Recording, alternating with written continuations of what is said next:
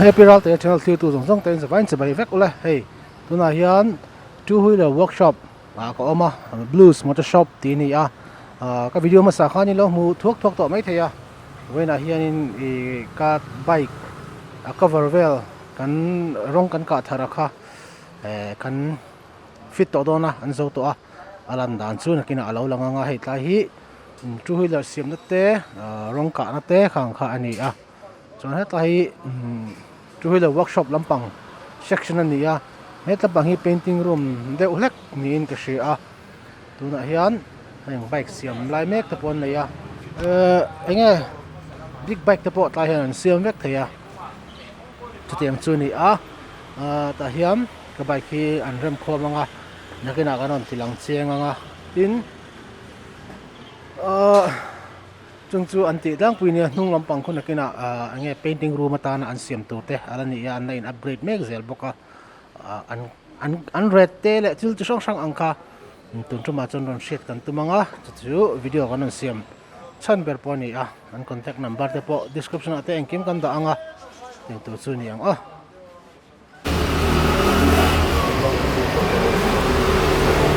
a friend hi themin atenki nen ain choi to do no ema wangin tuna han bav do na rong kha ka khera ngai lawa an title thadong tina ni ya chu tuna han thret le me ka akawa ve hi kan bo hi trepe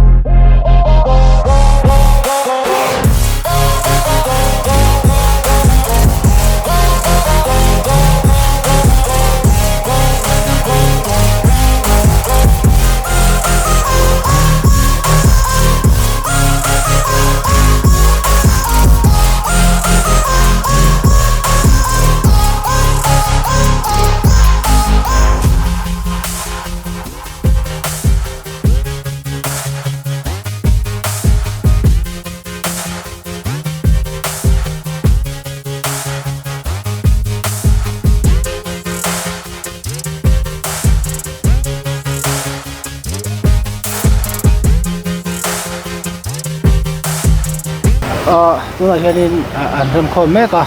chuti mek lai chon hei tla hian sangha zona sangha an tia khan enge aquarium lampang ang chi khan ya stella ani ya saya sangha chi sang thatak tak man tom deuh tanga to deuh te an zora hei moi rap tha ke ho ti sangha nge ka shelawa ka tui ve vak lo sangha hi ka she vak lo ke chuan eta hian ane tu pa bike right na sel duk jin ni ane tu pa bo hi em te hi asang zar ani ya ilo do ni ya a big shout out to Stella Treasure Cave timi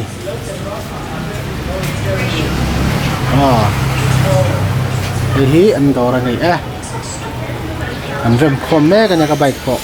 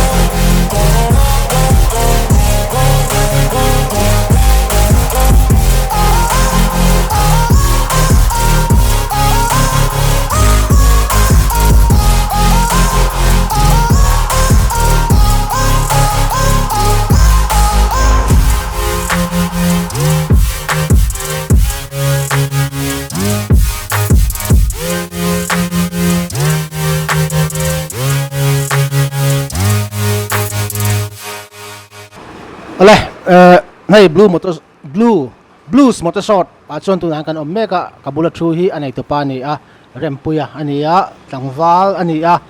ani hi enge andora hian an special na big ti te khang sang kha kan zot anga relo te kan in komanga ama sabera kan hriat du chu tuna workshop iti hemi two wheeler workshop te a painting ti te hi engti kuma chang khan nge iti chan 2018 chawvel atang han ni ani chuan lir thei two wheeler big ti la asiam hi ituina rei to em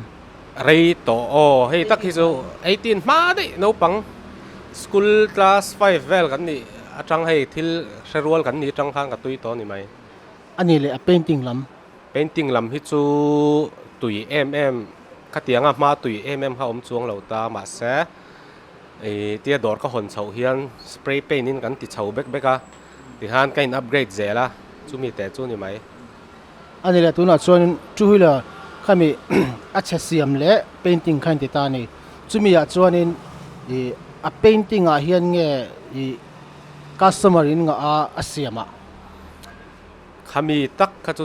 thiam har kan nga ve ni mai pathian zara o chuan in painting hi acha to khat ani ka ringa chan chu alo ti to ten an fak zel chewa chu wanga ke po ron kal khania hemi entinan ka bike tuna in lo kap ta a hemi in ka na ko a hian ain cher chuan dan engtin nge na in tho chodan khatia kanon da khan in lo kap tap nge ni engtin nge in ti dan tlang pui a zong chu soi chi lo mai theya min an lo copy ve thei ta chuan chuan a him china kha chu alir the zir dei ni ve a entinan hau tak deuh rong che deuh an lo ka to te hi buai thlak bi ka kha kar khat chuang te khoi ngai thin ta hemi i bike ma lok po hian R3 kan khoi ta khami phei kha chu rong pariat vel kha ain thua to ta kha khat don kan khoi kha phei chu a hau tak lu tu ka wang khan ti khan kan no ta no vek nuwa le kha thap ka chu a step by step khan kan hmang ani mai a hniam atanga sang ber thlangin mo chuan primer kan ka pa rong chuan clear nen ani deuh mai chuan an hriat sak tu ka rin chu aman chung chang mo chu mi za chu ti cha chu a har mai thei ma se abor entinan a price range ti mai ang aman tlom ber atanga atolam bang ko chu soi thei lo tanga a plane top te pona ka chi te po omanga chi sang ka tinga khan engtin nge aman thlir tu te na an hriat theina tur khanin anol puya atlang puya khamin hriat theingan kha chu alir thei azir te poni veta scooter a hianin entinan arong lo chedeu to khuarna sadeu te hi chu aman tlom ber atangin han chanin tamaila sanga zanga atanga sang riat inkar te anita chuan vespa hi hau taka wang hianin atau bik ta sang a cover tam ni lawin a thira kha a thon ve thelo wang han engine te daw na ngai thin ta sing khat te sang kwa zanga ti vel te kan nata chuan bike a hian R15 V3 V4 a te hian sang ruk atanga sang riat inkar ani mai chu tiang ho chu nei ke ta hian in bike ang hawa hian entinan rong ka shim chu design an ron du tam dana zirte